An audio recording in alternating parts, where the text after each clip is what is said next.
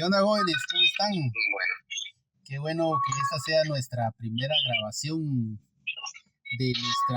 ya llevamos varios libros, pero esta es la primera grabación de un libro que realmente es complejo.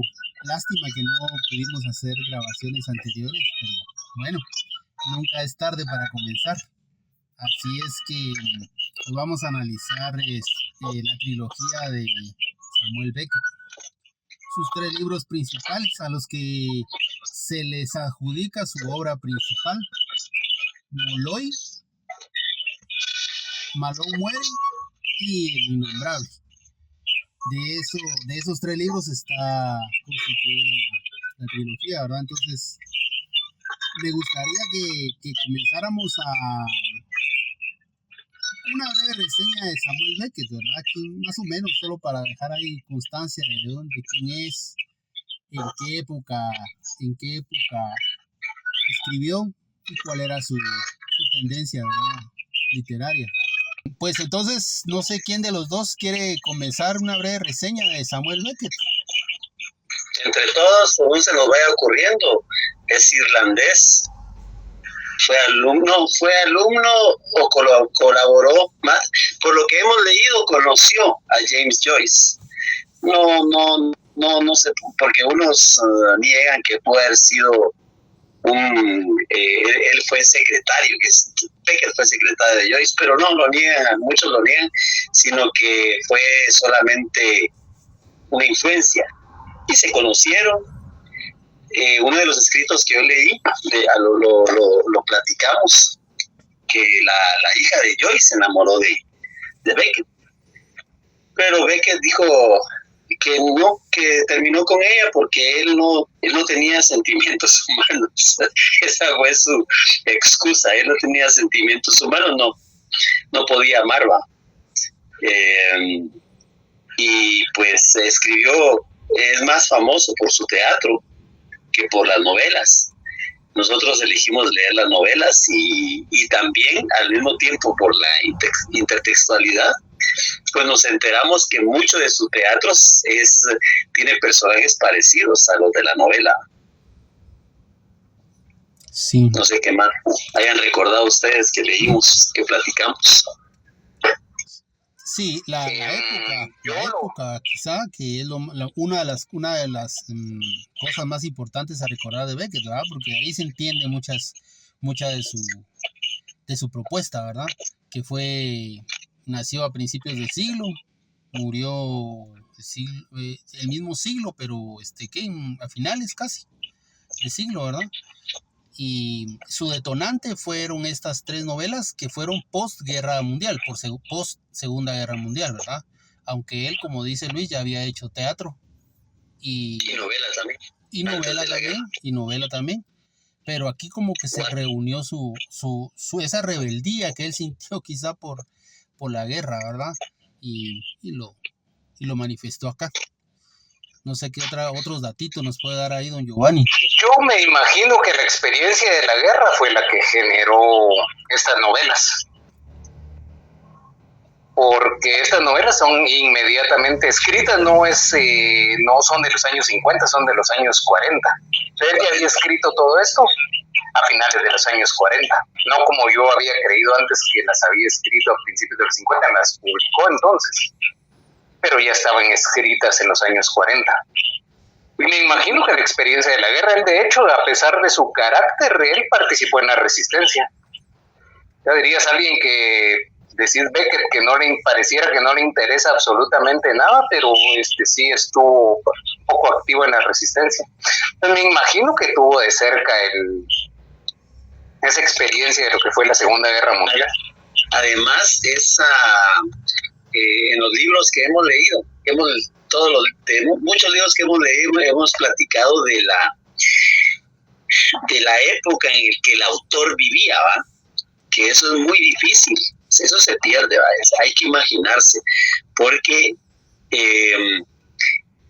nosotros ahorita en este 2026 pues estamos tan acostumbrados a la guerra y ya ni cambias canal, ¿va?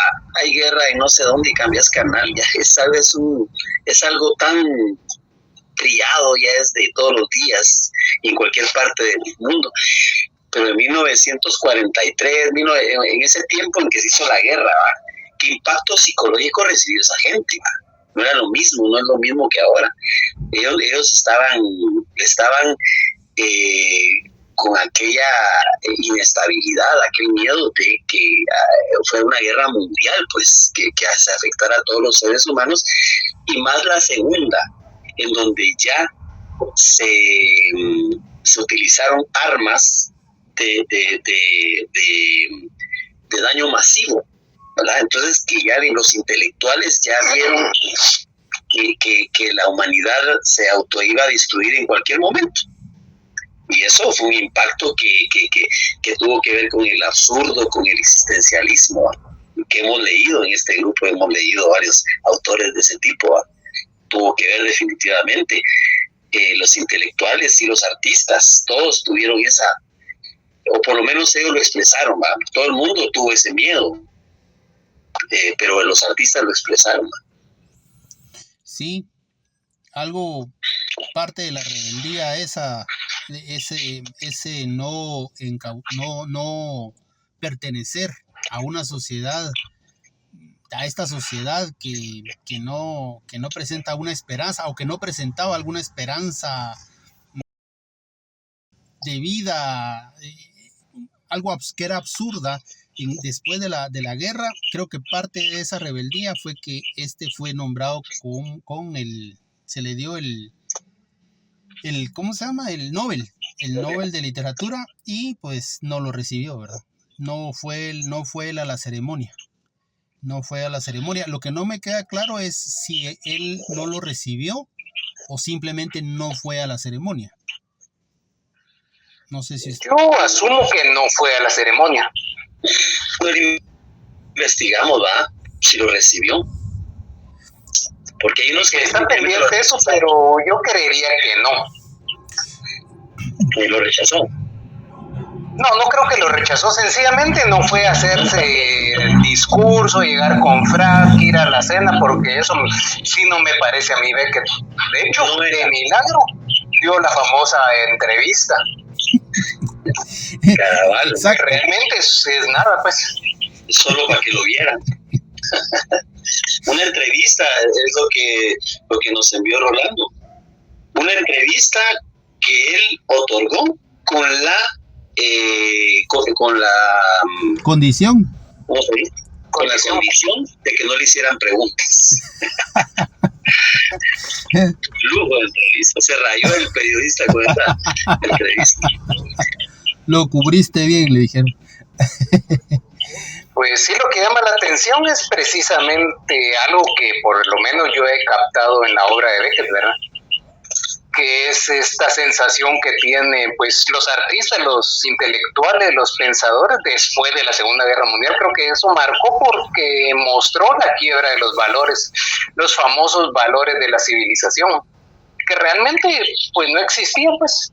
Estamos alimentados por la mentira de que la dignidad humana, que la cultura, que los logros de la civilización, que en ese entonces era Europa. Y con la Segunda Guerra Mundial quedó evidenciado que nada de eso valía absolutamente nada. Uh-huh. Así es.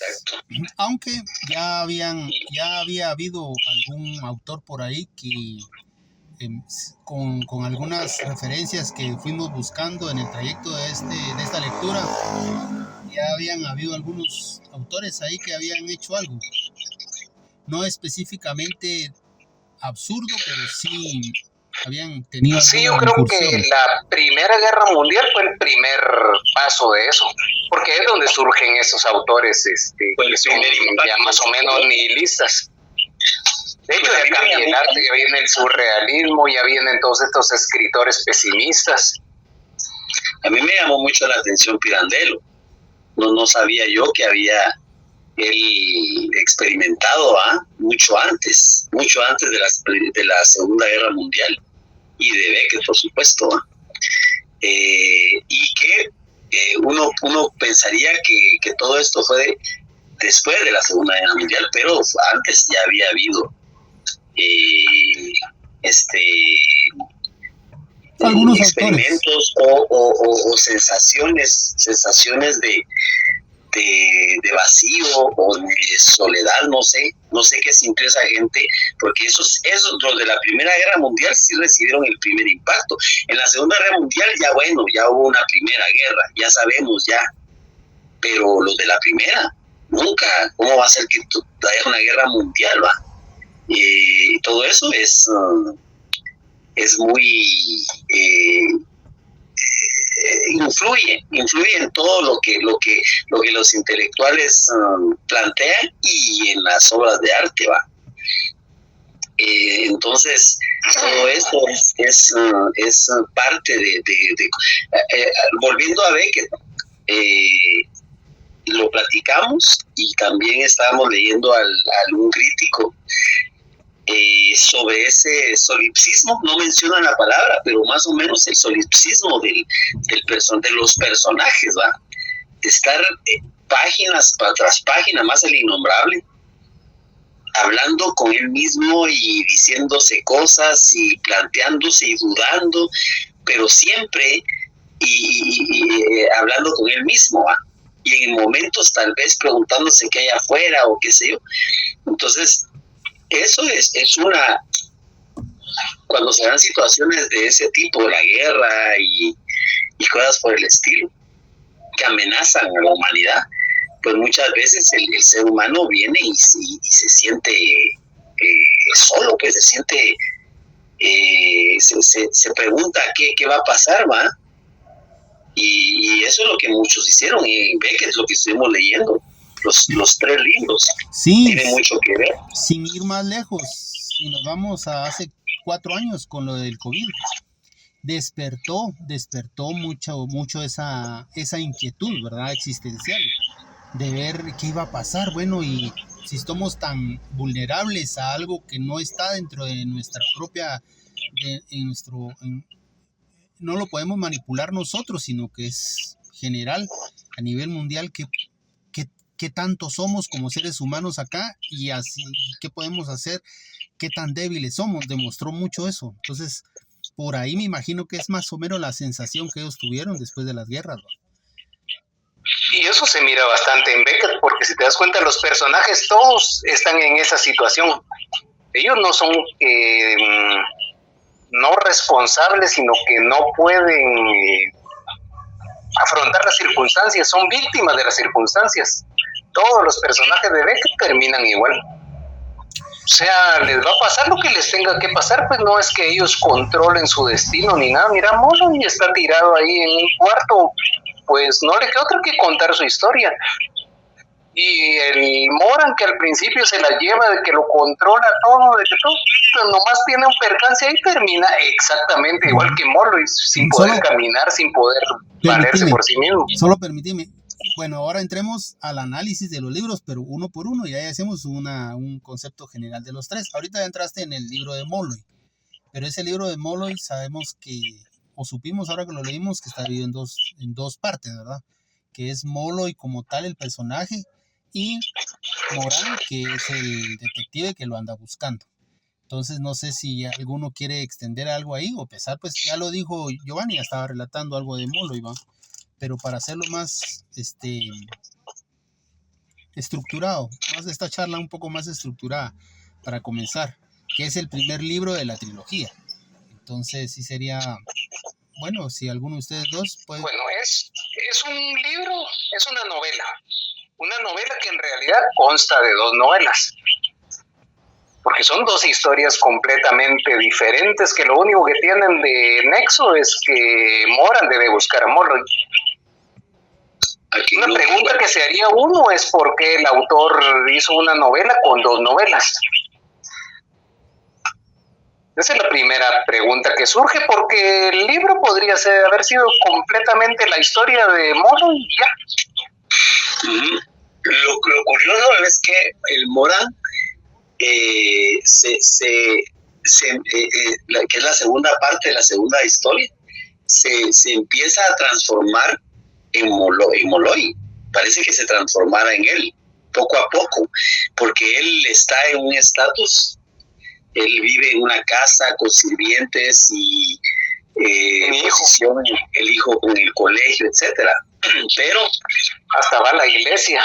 Exactamente. Entonces él viene y recibe una misión de buscar a este Molloy, que ya lo conocemos porque es la primera parte, pero nos damos cuenta al leer a Moran que empieza a transformarse en Molloy. Y yo quiero aprovechar, ahí ustedes me dirán de lo que acabo de decir, qué piensan. A mí Molloy, cuando empecé, fue lo primero que leímos, de la trilogía Molloy, a mí me simpatizó, les conté yo, me simpatizó el personaje y se parecía mucho. Afortunadamente habíamos leído un cuento de Beckett, el expulsado, y es muy parecido.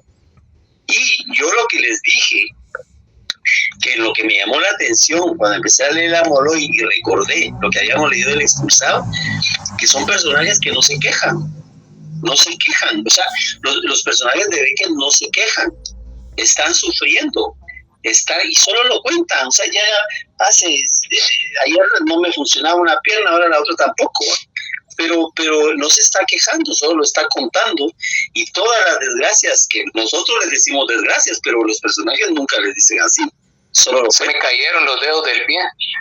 Exacto, sí, y los ojos y que esto y el otro. Y pareciera, en momentos que yo les decía, parecería un poquito como que fueran psicópatas, porque también se dan situaciones donde matan o golpean a los demás y lo cuentan también como le pegué así y fui a ver si estaba vivo, pero solo lo cuentan como el psicópata cuenta como asesinó. Todavía como que le pegué del otro lado por simetría, dice Molloy. Sí, porque este lado y tengo la manía de la simetría, me tuve que ir al otro lado para pegarle también, para estar tranquilo, ¿no?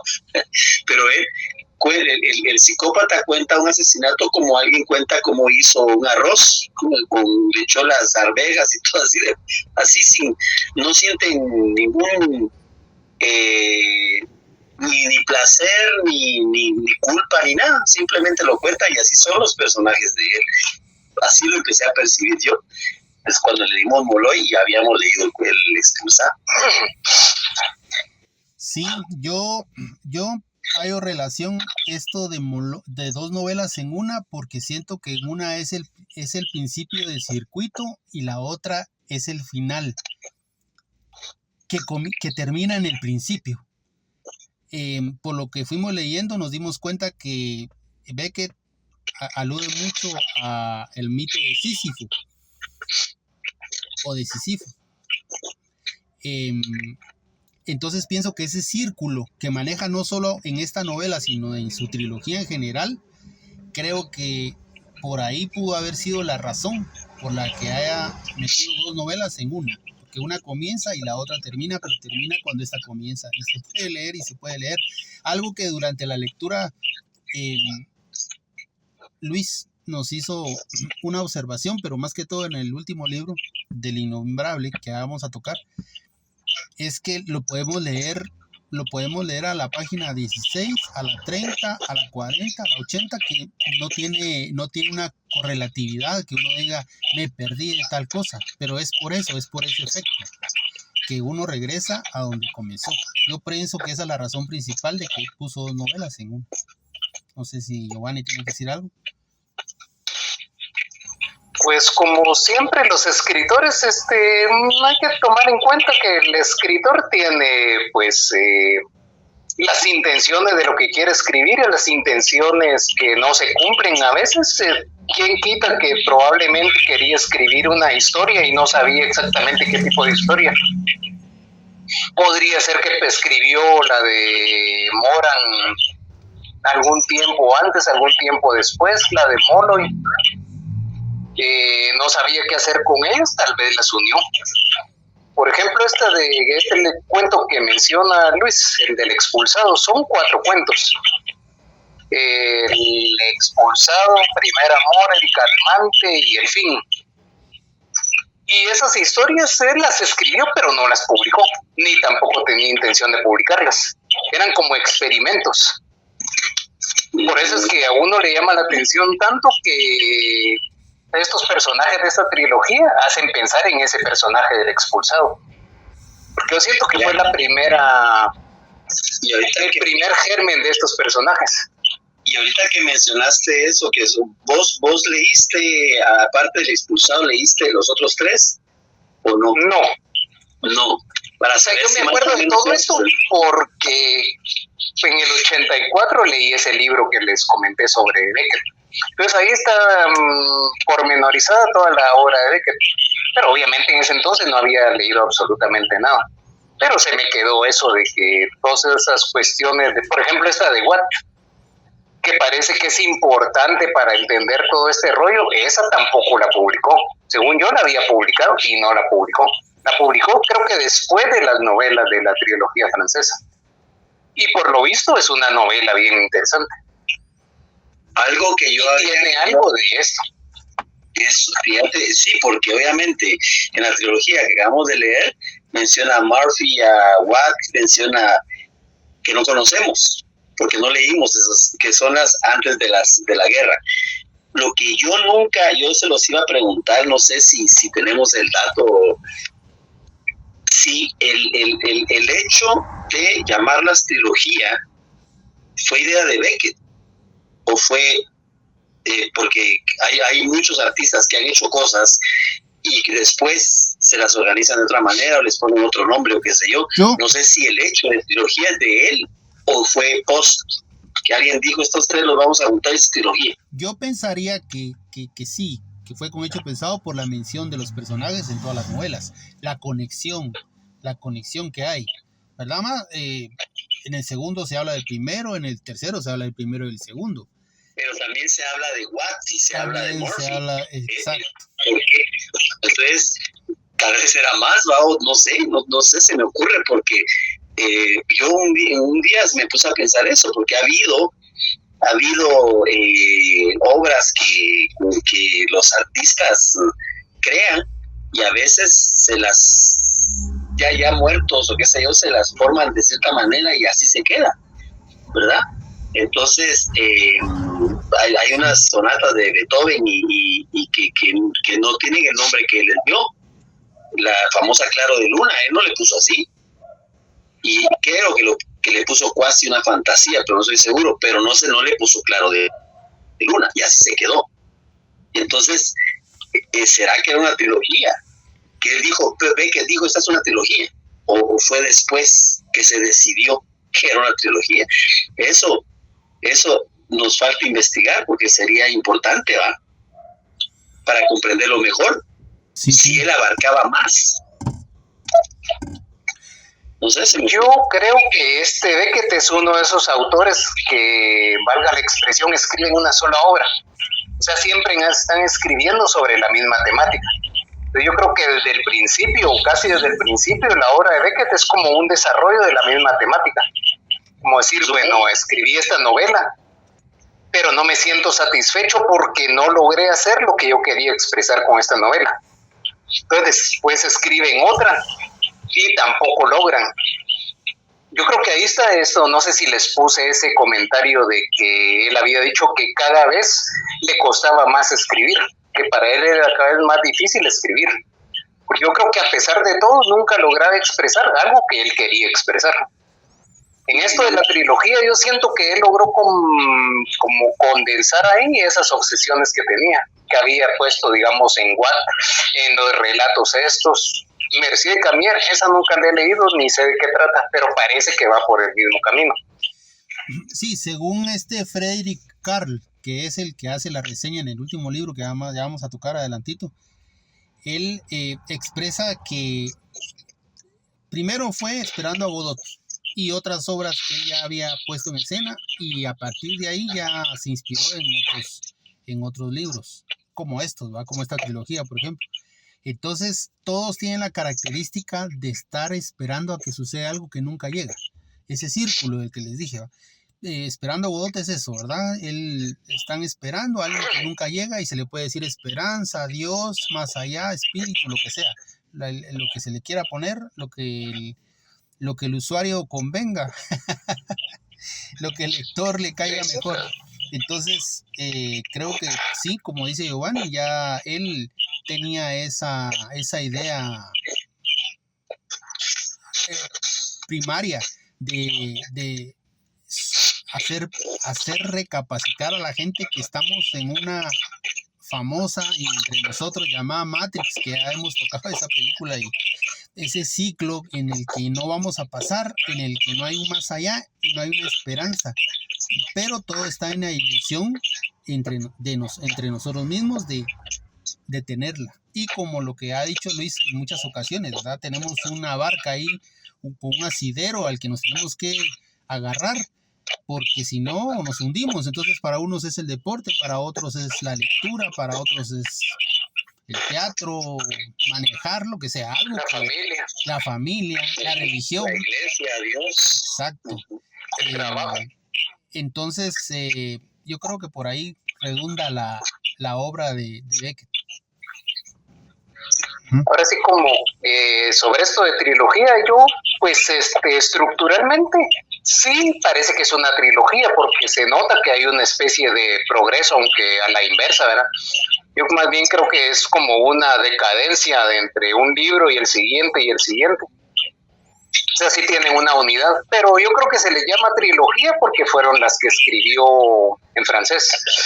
Cuando ya cambió, entonces ya esto ya es lo primero que escribo en otro idioma, y yo creo que de ahí es de donde viene. Yo, por ejemplo, la conozco como trilogía francesa. Sí, pues y se toma como una trilogía. Sí, y Molloy y los... ¿cómo se llama esto? Los primeros, pues sí, a ese que van y vienen, ¿verdad? Y tienen un recorrido y tienen una intención y etcétera. Y de último, pues ya solo es la conversa, el monólogo que tiene el innombrable, que vamos a llegar después. Pues cerrando el primer libro, un resumen así sencillo para que la persona que nos esté escuchando o viendo más adelante sepa, porque hemos estado hablando de lo que Beckett piensa, de lo que es, pero no hemos abordado en sí el libro, ¿verdad? Son un resumen rapidito. Pues Molloy era un personaje que estaba buscando, la primera parte se pasa buscando a su mamá. Él va en búsqueda de la mamá. Sí, ¿dónde está la mamá? Y nunca sabe dónde está. Nunca la encuentra. Nunca la encuentra. Y la segunda parte es el detective que es contratado por una tercera voz que nunca se ve, para que vaya en busca de Molloy. Ahora, lo que yo tampoco entendí durante mi lectura es por qué lo quiere buscar, cuál es la intención de irlo a buscar. No se lo dicen tampoco, no se lo dicen, es parte de tipo kafkiano el asunto, ¿ah? Hace esto, pero no preguntes, ¿va? Ni sabes de dónde viene la orden, pero lo tenés que hacer. Por eso lo también hay un misterio en toda la obra, porque desde el principio y Molloy ya está en un lugar, dice que tal vez es la casa de su mamá, donde lo ponen a escribir cosas. Alguien le dice que escriba y le da dinero para que escriba. O sea, él no escribe por su gusto, sino que porque lo mandan a escribir. De la misma manera que Moran tiene que ir a buscar a Molloy porque lo mandan a que busque a Molloy. Y no sabemos absolutamente nada de estas potencias o personajes o instituciones o quien sea que les manda que hagan lo que hagan. Cuando leímos a Kafka, que leímos El Castillo, pero hablamos también un poco de la metamorfosis. Es eso que hizo Beckett, es muy al estilo Kafka. O sea, una mañana Gregorio Samsa amaneció siendo un insecto. Jamás te dice por qué pasó, nunca, eso no importa. Te cuenta la historia. Igual, Beckett, muchas cosas no dice por qué está Molloy en la casa, si llegó o no, por qué Moran lo está buscando, lo manda, qué le van a dar a cambio, o etcétera, ¿no? Nunca hay explicación, solo la historia, pero no importa, la leemos, la leemos y nos interesa, a pesar de que no sabemos por qué. Es kafkiano, lo que se llama kafkiano. Hay una parte interesante o algo que a mí me llamó la atención de esta historia de Moran, y es el principio y el final de la historia, que puede ser que tenga un significado, porque la historia dice llovía y la lluvia era de noche y la lluvia azotaba los cristales, y cuando termina la historia dice no llovía y no era de noche. Entonces sí, esto nos está diciendo que todo esto era falso, que él sencillamente se imaginó esta historia de ir a buscar a Molo, y tal vez hasta la historia de que él es Moran, y tal vez es el propio Molo y que sigue con su escritura. De hecho, esa parte de Moran, que es la segunda parte de este libro Molo, de eso trata, de la imaginación, porque él escribe muchos personajes ahí, pero al final resulta siendo como Molloy, resulta en el estado que está Molloy, en una cama, postrado. Pareciera que la idea es dejar al lector en la idea vaga de que si es el mismo personaje de Molloy o es un personaje nuevo, ¿verdad? O es totalmente diferente. Entonces yo creo que ese tipo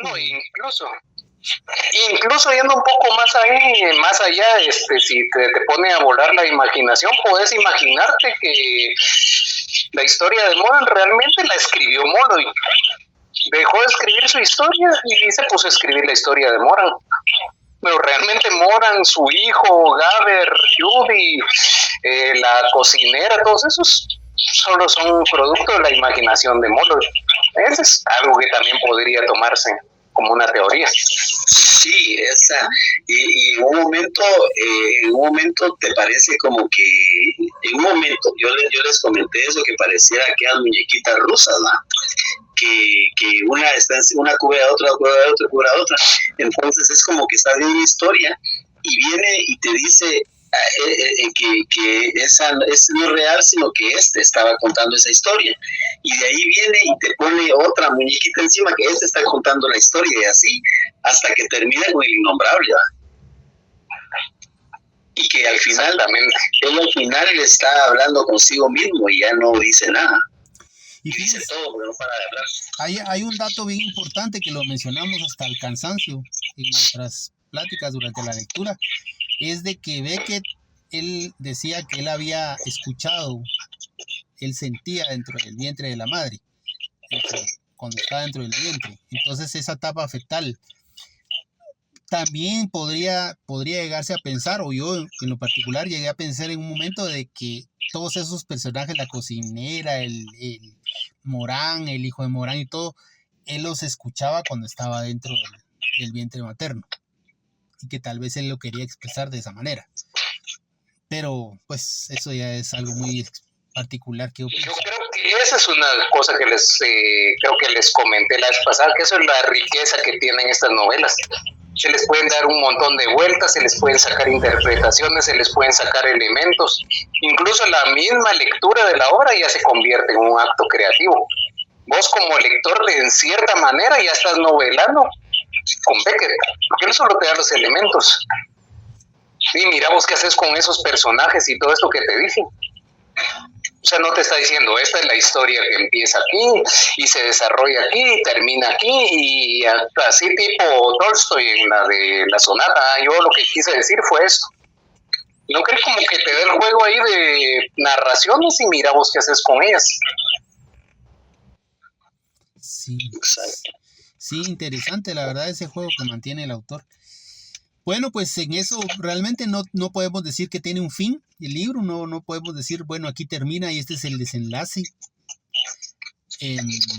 Entonces pasemos al siguiente de la trilogía, que sería Malón muere, que básicamente es un personaje que narra toda su vida postrado, toda su vida con dolencias, toda su vida queriendo eh, no existir por la enfermedad, por las dolencias, por lo que uno pueda figurarse.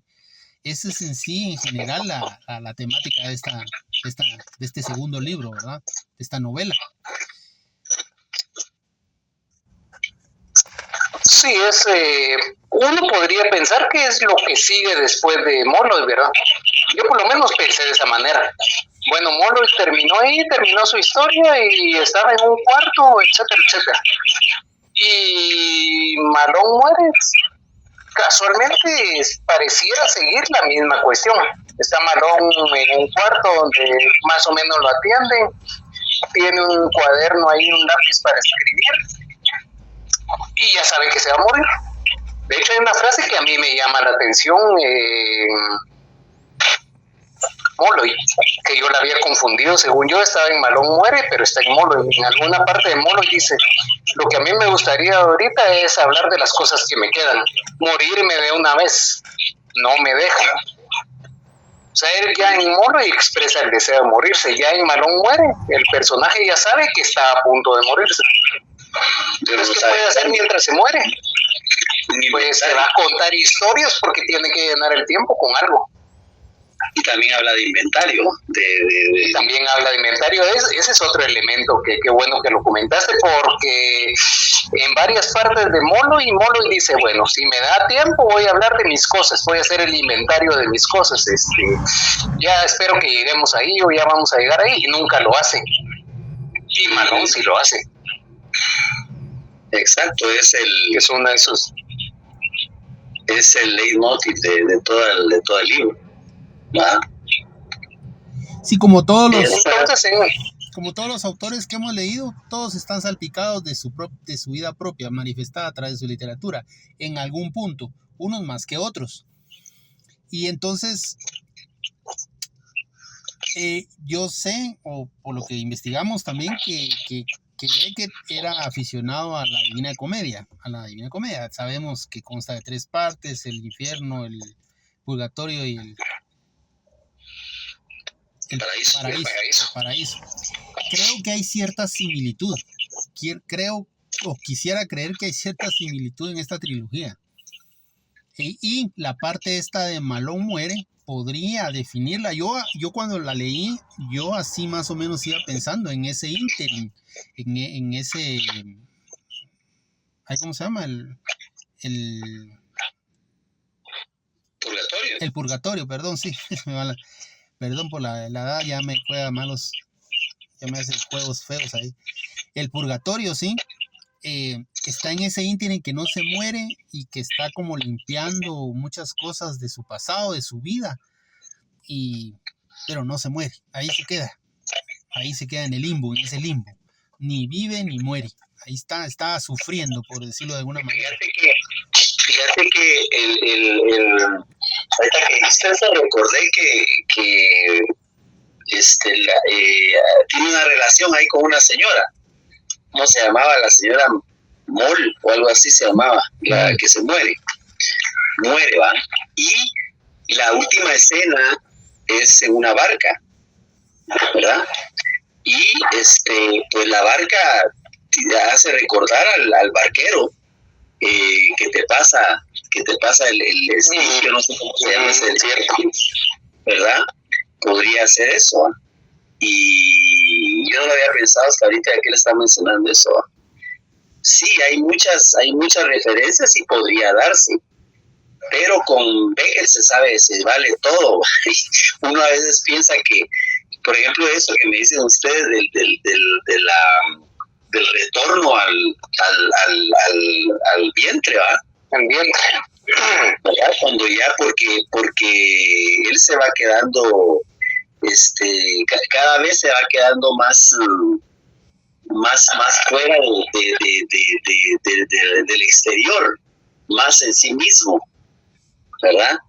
Entonces, cuando supongamos que un bebé pudiera, no es así, pero que pudiera él pensar, ¿qué haría?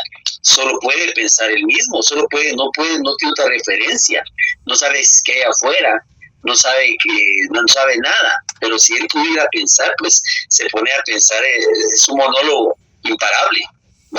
Si fuera cierto, pues los 9 meses sería un monólogo imparable, como sucede en El Innombrable.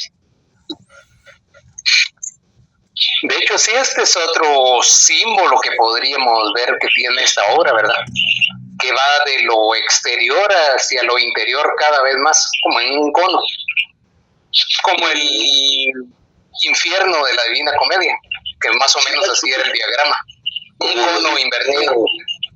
Exactamente. Entonces en Moloy todavía tenemos el exterior, cuando él va a buscar a su mamá, que vea a los que pasan, que llega la policía, etcétera, etcétera. En Malón ya no existe nada de eso. Él cuenta historias que se le ocurren sobre un hombre, una mujer, un objeto, no sé qué, pero no es que se ponga a contar su vida. Nunca sale de la habitación. Solo. Y cuando al fin sale de la habitación, vamos a ver si regresa aquel. Cuando al fin sale de la habitación, es para irse en la barca, ¿no?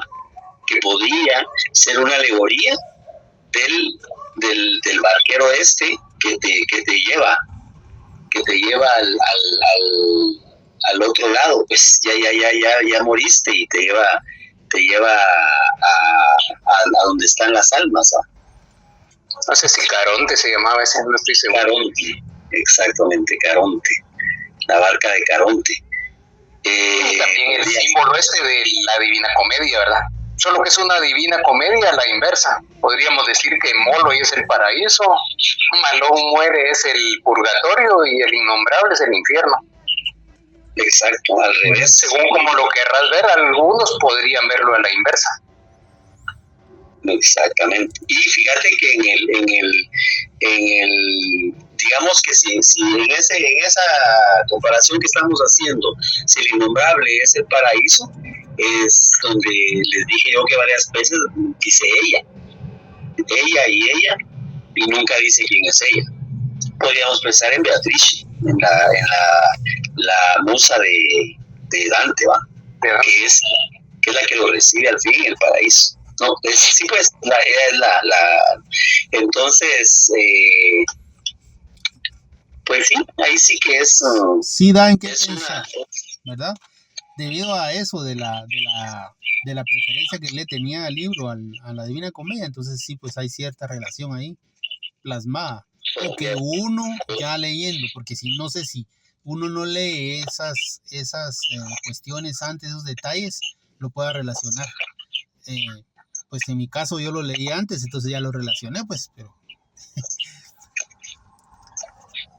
Pues a veces esas cosas ayudan, a veces como dice Luis te pueden distorsionar porque te meten una interpretación, no siempre puede ser cierta, a veces es un poco tendencioso y a veces algunos tendemos inconscientemente a quedarnos con una interpretación que leímos. Sí, en este sobre caso, todo cuando uno es patojo. En este caso se sabe de que a él le gustaba la Divina Comedia, que era su libro favorito, entonces pues no es algo que se haya inventado alguien o que una interpretación, ¿verdad? Sino es más que todo por eso. Y este símbolo de Beatriz, pues en el caso del personaje o lo que sea de la trilogía, sería la madre, porque desde el principio está en la búsqueda de la madre, que es el imperativo de Moloy. Y podríamos pensar que Innombrable ya es el regreso al útero, como decía él. ¿Qué pasaría si el bebé pudiera pensar y su mente sería un monólogo continuo en la oscuridad, como el Innombrable? Exacto. Pues bien podríamos tomar como que realmente Moloy al final sí logró su cometido, regresar al útero.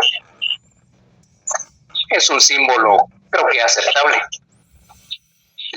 Bueno, esto último que estamos nombrando ya pertenece a la tercera parte de la trilogía, que es el Innombrable, ¿verdad? Que es la tercera parte del libro, y para mí fue el más complejo.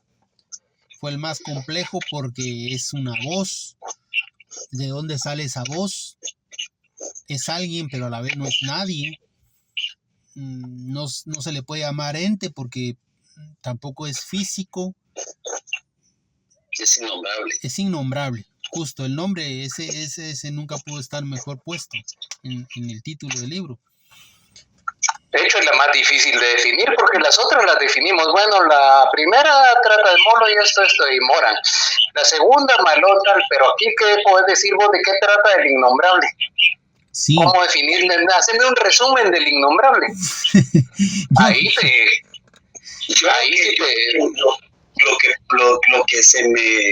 lo primero que vi y que se mantiene en todo el libro y que me gustó fue ese desafío literario que significa no hablar de nada y sin embargo no parar de hablar. Era como yo me lo imaginé como que estuviera en una no sé si en una cuerda o en uno donde se ponen los anacoretas, ¿verdad? Que se ponen en una columna y allá arriba están los anacoretas, algo así, donde él se tiene que mantener ahí con equilibrio y parar de hablar es caerse. Si para de hablar se cae. Está como en la bicicleta, ¿eh? Tenés que pedalear porque si no o te caes o tenés que bajar o tenés que parar. Pero si vos querés seguir, tenés que pedalear. Entonces él no podía parar de hablar y al mismo tiempo no podía ponerse a contar algo. No podía. Él en ningún momento decía, incluso decía, después voy a hablar de eso. Y hablaría de esto, pero no, después voy a hablar, etcétera. No caía en la tentación, que hubiera sido un error en el libro, que hubiera sido contra lo que él quería hacer, ponerse a contar algo, ¿verdad? Así como los demás, sí, contaban, e incluso inventaban historias del Macman y todo eso, y sí, se ponían a inventar otras historias. Este no cayó mucho. Entonces era una cosa así, y al final, cuando termina el libro, no sé si ustedes se recuerden, pero algo así dice, tengo que seguir, y voy a seguir. O sea, él dice, voy a seguir. O sea, termina el libro, pero él dice que va a seguir. Es eso, ¿ah? Un círculo. Exacto. Un círculo, como decía Rolando, lo puedes agarrar en cualquier momento, en cualquier parte de la circunferencia. En cualquiera, porque es una circunferencia. Entonces, por más que te pongas aquí o aquí, siempre va a ser, ¿verdad? Entonces, eso es lo que a mí me gustó y admiré en el libro. Ese desafío literario le llamé yo desde el principio. ¿Va? Proponerse eso y lo logró, ¿va? Pero de hecho ahí está, digamos, el aspecto infernal del innombrable. Porque acuérdense que, por ejemplo, Sísifo y Tántalo no son solo mitos. Según la mitología, estaban en una especie de infierno. Se estaban condenados como Prometeo. Sísifo estaba condenado por toda la eternidad a levantar la piedra que se iba a volver a caer. Tántalo estaba condenado a que cada vez que le llegaban las frutas y él quería comer, se le alejaban. Y Prometeo que todas las noches le comiera un águila el hígado y al otro día estaba otra vez intacto y otra vez empezaba. En el innombrable es la misma cosa, no es que él quiera, es lo que él quiere es callarse, pero no puede, tiene que seguir hablando. Sí, él está condenado a hablar, es cuestión de voces, dice él, ¿va? Es cuestión de voz, no podía parar. Y él decía, algún día voy a callarme, decía, pero no se callaba. Y cuando termina el libro dice, voy a seguir. Aunque él dice no se puede callar, a pesar de que y es una cuestión bastante ambigua, porque a veces parece que no se quiere callar, o sea, tiene miedo de dejar de hablar. Dices que tengo que seguir hablando de lo que sea y hasta se traba, no, esto no es, ¿qué quiere decir esto? Estoy en tal lado, ¿qué significa al lado? Y empieza a repetir porque no se puede callar, pero tampoco se quiere callar, o sea, se quiere callar y no se quiere callar. Y como él dice, no sé quién habla, no sé quién es, no sé quién soy, no sé si soy yo, de qué hablo. ¿Quién habla y de qué? De hecho, así comienza la novela. Y otro juego que me gusta que hace es que está hablando lo estamos viendo que ahí está en el pozo. Y después él dice, ahí están viéndome. Es un juego, porque él dice que él es todas las voces. Él es, y al mismo tiempo no se sabe quién es el que está, no se sabe quién es el creador. O sea, hay un montón de personajes, un montón de voces, pero no se sabe quién lo está creando, porque todas las voces dicen, no sabemos quién es el que lo hace. Somos solo voces, ¿va? Y unos hablan del otro, se señalan unos a los otros, pero nadie es el creador, ¿va? Bueno, una idea que me vino a mí es que realmente solo hay una voz. En toda la trilogía solo hay una voz, y es la voz del Innombrable. Y él es el que se está contando cosas. Al principio le va bien, crea sus historias, tienen cierta coherencia, tienen personajes, tienen ambientes, hasta tienen lugares reales. Pero poco a poco eso se va degradando hasta el momento en que ya no puede seguir contándose historias. Solo puede hablar y hablar y hablar. Y es lo que le digo, que el Innombrable es la muñeca más grande, la muñequita más grande que cubrió a todas las demás. Y aún así, esa muñeca también dice, no sé si hay otra, no sé si hay otra muñeca más grande. También no se sabe. Beckett. Podríamos pensar. Pues bueno, sí. Algún religioso podría pensar que hay otra muñeca más grande que Beckett. Pues simplemente sí, nosotros no tenemos esa idea. No vamos a caer tan bajo, dijo ¿quién? Molo, dijo Malón, no me acuerdo. No, el Innombrable creo que lo dijo. No vamos a... Es que si me pongo a hablar de jefes, tendría que llegar a uno superior y no vamos a caer en esas bajezas. A ver, Yo en lo particular, por ahí por la tercera parte de la obra, no, la primera parte de la obra, supongamos que tuviera 4 partes, el último libro, me refiero al Innombrable, ya no sé por qué comencé a inducir mi mente a que era un feto el que estaba hablando. O sea, era un feto. Yo sí le vi cara, cuerpo, y le vi esa proyección. Hasta como en el 75% de la obra más o menos, o sea, otras 2/3 partes después, se me desapareció esa imagen y volví otra vez al personaje de incógnita. Sí me pasó eso, me sumergí y no había forma, yo quería salirme de ahí. Yo estaba leyendo y no era el feto, era y el cigoto, era el esperma, y cada vez iba más para atrás. Y habla algo de que quienes me crearon y no sé qué, dije los papás, y o sea, me costó salir de ese concepto, me costó salir. No sé si tal vez alguien más lo tenga cuando lean este libro, pero a mí me costó salir, pero al final salí. O sea, salí no forzado, sino que simplemente cuando sentía estaba otra vez con el Innombrable, con personaje X, ¿verdad? Ahora, una conclusión. Pues yo con la conclusión es que para mí la obra de Beckett es como un reflejo de la condición humana. Estamos aquí haciendo cosas sin sentido, hablando de nada. Nuestra maravillosa cultura, nuestra literatura, nuestra filosofía, tanto es hablar de lo mismo, dándole vueltas, contando cosas que realmente no tienen ninguna relevancia. Hablamos por hablar porque no nos queda de otra. Esa es la cultura. Hablar y hablar y hablar. De hecho, la conciencia es eso. Famoso ejercicio de quién puede silenciar la voz en su cabeza y decir, bueno, ya no, aquí ya no hay nada, pues yo voy a estar con mi mente tranquila. No, esa voz sigue ahí, sigue. Incluso cuando está durmiendo, podríamos pensar que esa misma voz es lo que produce los sueños. El Innombrable que no se puede callar ni dormido, ni tal vez ni muerto, si crees en el más allá. Exacto. Sí. Sí, es la búsqueda de esas preguntas con las que comienza el Innombrable, ¿verdad? ¿Dónde estoy? ¿Quién soy? ¿Para dónde voy? Etcétera. De preguntas existenciales. Definitivamente que no, hasta el momento no se sabe, no se ha sabido ni para dónde vamos ni dónde venimos. Creo que ahí es el miedo de esta trilogía, ¿no? ¿Qué vas a decir, Luis? Sí, no, a guisa de conclusión eso, que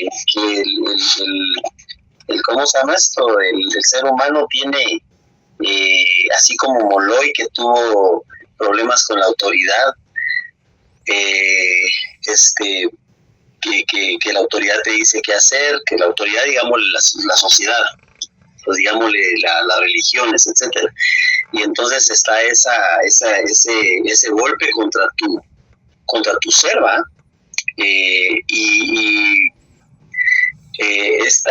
Esto que es la vida, eso es la vida, vivir aquí y tener que chocarte con los demás y con todas otras ideas, tener que en un momento reprimirte, tienes que reprimir, el ser humano se tiene que reprimir porque no puede en libertad hacer muchas cosas que desea o que le nacen porque son prohibidas, ¿va? Y depende de la sociedad, qué cosas te prohíben y qué no. Y ahí sí que al final, de todos modos, estamos solos. Yo insisto en la mónada, tiene mucho que ver en lo que él plantea en el innombrable y también en el Balón muere, ese solipsismo, ese de aquí estoy, y por más que yo no puedo salir y verdaderamente compenetrarme con alguien, no se puede. Puedo compartir ideas, puedo lo que sea, pero nunca salgo de aquí. Es una mónada, y eso él juega con eso, y de ahí no salimos. Por lo menos en esta experiencia que estamos teniendo, no salimos de ahí, ¿verdad? Y aún así tenemos que supeditarnos a todo lo que ocurre alrededor. ¿Y para qué? Pues no se sabe, nadie sabe. Es lo que hemos hablado del el absurdo y el existencialismo, que por más que muchos pretendan, filósofos y religiosos, pretendan que encontraron un sentido que es así, pues no es así. Si vamos a ser serios, no es así, no hay un más allá, no hay un porqué. Estamos aquí y pues es un poco deprimente y al fin de cuentas el ser humano se esconde en muchas cosas, ¿va? Lo hemos hablado, muchas personas ruido y embriaguez, fútbol, lo que querrás, y para nunca darse cuenta que no saben qué están haciendo aquí, ¿va? Creo que mucho juega con eso Beckett en esta trilogía. Correcto. Solo una apreciación muy particular es esa forma de escribir monólogo tras monólogo. O sea, son 3 monólogos. El libro son, 4 realmente, porque el primero se divide en 2 y 4 monólogos. Eso es bien difícil de mantener en un lector. Y lo digo por mí, porque yo que no estoy acostumbrado a una lectura muy compleja, es fascinante cómo alguien que tiene una lectura compleja te invita a seguirlo leyendo. En ningún momento pensé esto está aburrido, me retiro, no lo entiendo. Al contrario, por no entenderlo o por no sentir que lo estaba comprendiendo, quería ver qué venía más allá y más allá, a sabiendas, por referencias, que no iba a terminar en nada. Que el libro no te da un final, no te da una conclusión, no te da una recomendación. Simplemente es una narración, un monólogo. Como dice Giovanni, pues, para que lo tome uno como uno quiera. Sin embargo, es curioso el hecho de que autores que te hablan de tanta cosa no te provoquen comentar todo eso de lo que te hablan. Y ve que realmente no te está hablando de nada. Nos ha sacado comentarios y reflexiones, ideas, interpretaciones, teorías, símbolos, y realmente no te está hablando de nada, porque realmente sus historias no te están hablando de nada. Sí, porque aunque en este video, como dice Rolando, alguien lo va a ver en algún momento, aunque pareciera que alguien puede pensar, pues fueron someros o fueron, pero es que nosotros ya habíamos escarbado los 3 libros. Digamos que en este momento estamos solo sacando lo que nos acordamos, pero nos hizo reflexionar sobre un montón de cosas, nos hizo buscar en internet, nos hizo, híjole, entonces es así el libro, y como dice Rolando, en ningún momento uno dice, ya no lo voy a leer o ya no pasó de esto, no, y yo sé que no va como una historia, voy a ver en qué termina. Es que no va a terminar en nada, ya lo sabemos, pero no cansa, y leámoslo y lo seguimos leyendo hasta el final. ¿Creen ustedes que sea recomendable que alguien que comienza a leer este libro lo pueda leer? ¿Lo pueda comprender? Para comenzar, ¿no? Creo que lo va a encontrar aburrido, incomprensible, sin sentido. Definitivamente para un lector primerizo, no. Yo de hecho lo digo por mi propia experiencia. Cuando leí por primera vez el primer libro que leí de Beckett fue Malone muere. A mí ni me impresionó, no me hizo reflexionar gran cosa, y dije, bueno, no es lo que yo esperaba. Pero obviamente tenía, 19 años. Entonces no era lo que yo en ese momento como lector estaba buscando, entonces no me causó ningún efecto. Podría decir sinceramente que no lo entendí. De hecho, la trilogía, así como apreciarla, ya hasta ahorita que la leí de viejo, que dije, esto sí, al fin tiene sentido, podríamos decir. Y que lo pudimos comentar, eso es algo importante. Hemos leído muchos libros en soledad y lamentablemente se olvida. Es mejor ese es otro aspecto. Pues bueno, creo que aquí terminamos nuestra sesión, nuestra reunión, la primera de nuestras grabaciones.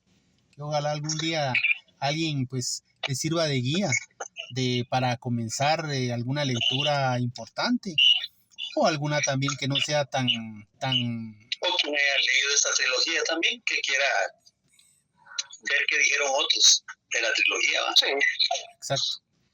Lo que puedo decir es que está mucho mejor que muchos videos que ves en YouTube, que no te hablan de nada y realmente no te dicen a qué te estás enfrentando en el libro. Es cierto, no lo comentamos así, el libro trata de esto, pero creo que los comentarios son más valiosos que eso.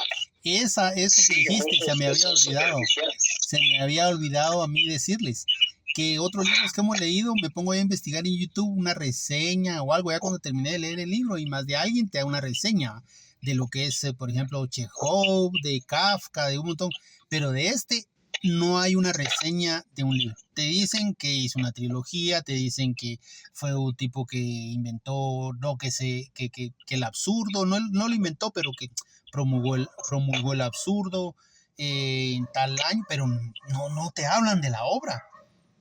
No se atreven a hablar de la obra.